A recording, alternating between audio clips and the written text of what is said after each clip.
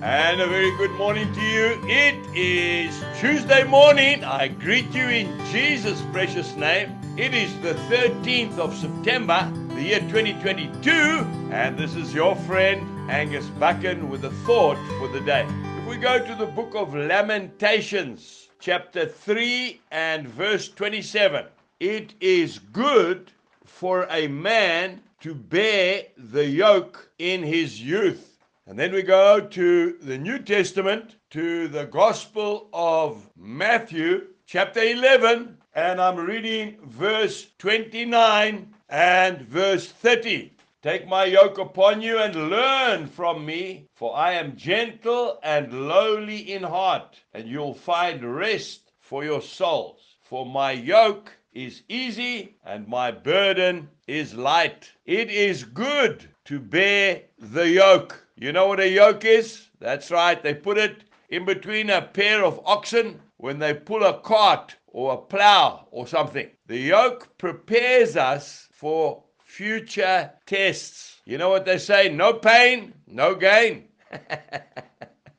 And who wants pain? No one. But I love what C.H. Spurgeon, the great English preacher, said. He said, praise intoxicates if it be not preceded by abuse. Now, I'll give it to you in the layman's language. If you get praised all the time and you've never ever been through hardship, you've never ever been knocked down, it goes to your head and it makes you drunk. Praise intoxicates if it be not preceded by abuse. Men who rise to greatness without hardship, without a struggle, usually fall into dishonor. None of us pray for hardship or suffering, obviously, but there is no doubt about it that it prepares us for future challenges. Many years ago, I went to Australia. I was working on a beautiful Hereford beef stud. Now, the owner of the farm employed me, but the chief stockman didn't particularly like me.